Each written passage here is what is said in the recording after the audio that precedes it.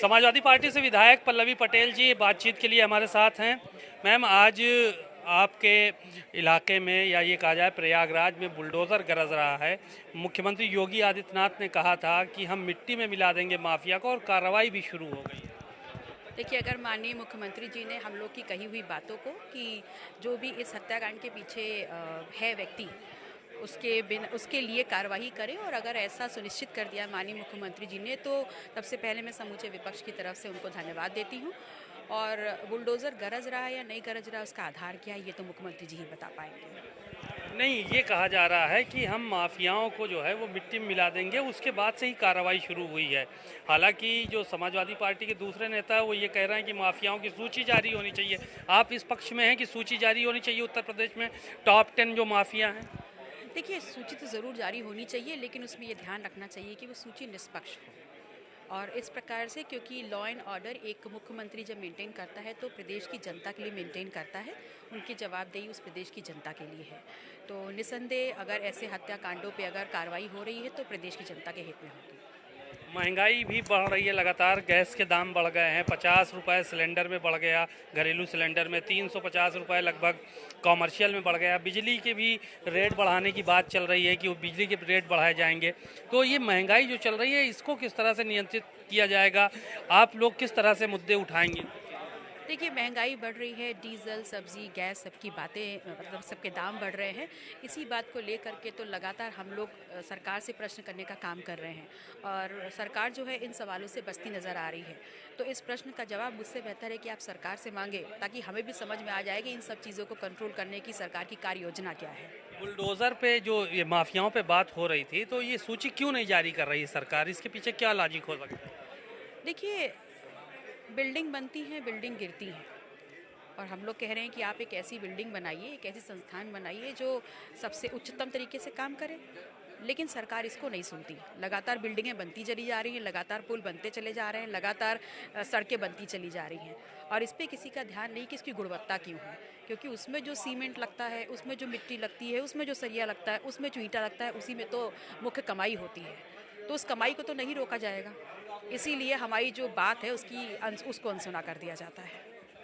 बातचीत के लिए शुक्रिया। आपने सुना पल्लवी पटेल जी को, उन्होंने साफ तौर पर कहा कि जो कार्रवाई हो रही है, ऐसे लोगों की सूची जारी होनी चाहिए जो टॉप 10 माफिया हैं, और उत्तर प्रदेश में उनकी भी सूची जारी होनी चाहिए निष्पक्ष तरीके से, जिन्होंने यहाँ पे आतंक मचा रखा है। कैमरामैन आशीष के साथ सीमा नकवी, भारत समाचार, लखनऊ।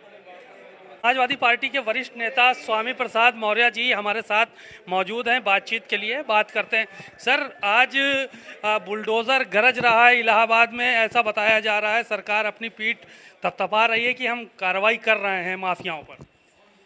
देखिए, विधानमंडल का सत्र चल रहा है और उसके बावजूद ताबड़तोड़ गोलियां चल रही हैं, तो इसका मतलब है सरकार का खौफ गायब है। बुलडोजर सरकार की कमजोरियों को जाहिर करती है। कानून का इतना दहशत होना चाहिए कि बुलडोजर चलाने की आवश्यकता ही न पड़े। और आज अभी जब से बजट प्रस्तुत हुआ तब से लेकर आज तक सैकड़ों हत्याएं की घटनाएं हो चुकी हैं। 1, 2, 3, 4 की बात नहीं कर रहा हूं, सैकड़ों घटनाएं हो चुकी हैं मात्र 23 फरवरी से लेकर के अब तक। तो स्वाभाविक रूप से ये प्रदेश की बिगड़ी कानून व्यवस्था का जीता जागता एक नमूना है। अखिलेश यादव के साथ फोटो वायरल हो रही है, ये कहा कि अखिलेश यादव संरक्षण दे रहे हैं माफियाओं को उत्तर प्रदेश में। भारतीय जनता पार्टी के नेता ये बात कर रहे हैं। अब जिस नेता जिसकी फोटो वायरल की बात कर रहे हैं, वो बीजेपी की भी एक नेता के साथ उनकी फोटो वायरल हो रही है, इसका जिक्र क्यों नहीं कर रहे हैं? लेकिन ये कह करके आप किसी अधिकारी को बचा नहीं सकते हैं, किसी दोषी अधिकारी को, किसी दोषी अपराधी को बचा नहीं सकते हैं। कानून का काम है कानून तोड़ने वाले के खिलाफ कार्रवाई करना। कोई अपराधी है, किस पार्टी का है, किस जात का है, इसका कोई मतलब नहीं है, अपराधी है। इसलिए अपराधी को कड़ी से कड़ी कार्रवाई करने के लिए सरकार को हमेशा तैयार रहना चाहिए।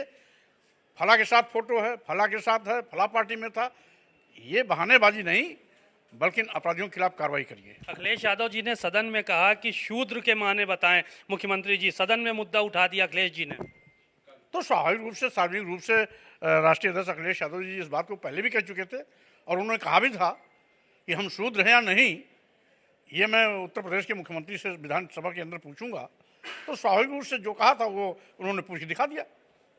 तो अखिलेश यादव जी को जो है वो आप लोग क्या मानते हैं, क्योंकि तमाम चीज़ें जो है वो सामने आई हैं। एक तो उन्होंने घर धोने की बात कही, दूसरी चीज़ ये कहा कि हमको मंदिर में जाने से रोका गया, ये सारी बातें भी उन्होंने की थी। तो स्वाभाविक रूप से उनके साथ जो घटना घटी, उन्होंने अपने मन की पीड़ा को सार्वजनिक किया कि आज जिस तरीके से जाति आधार पर हिंसाएं हो रही हैं, अनुसूचित जात, अनुसूचित जनजात और पिछड़े वर्ग के लोगों पर फर्जी मुकदमे लगाए जा रहे हैं, बहाना लेकर के उनके घरों पर बुलडोजर चलाया जा रहा है। साथ ही साथ आज जाति आधार पर भेदभाव किया जा रहा है। अनुसूचित जात, अनुसूचित जनजात और पिछड़े वर्गों का आरक्षण बारी बारी से खत्म किया जा रहा है, शून्य किया जा रहा है।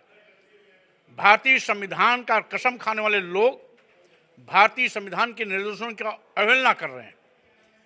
ये सरकार वाकई में अगर ये पिछड़ों की हितैषी है तो इसको जातवार जनगणना कराना चाहिए और जातवार जनगणना करा करके जो भारतीय संविधान के अनुच्छेद 16(4), 16(4) क एवं 15 अनुच्छेद 15(4) के अनुसार उसको संविधान प्रदत्त आरक्षण की सुविधा को 100% लागू कराना चाहिए और साथ ही साथ उसके विकास के लिए अन्य उपाय लाने चाहिए। बातचीत के लिए शुक्रिया। आपने स्वामी प्रसाद मौर्य जी को सुना। उन्होंने शूद्र के मुद्दे पे जो आवाज़ उठा दी गई है उसको लेकर भी तमाम बातें कही और साफ तौर पर कहा कि मुख्यमंत्री जी को उसका जवाब देना चाहिए कि वो अखिलेश यादव जी को शूद्र समझते हैं या नहीं समझते हैं। कैमरामैन आशीष के साथ सीमा नकवी, भारत समाचार, लखनऊ।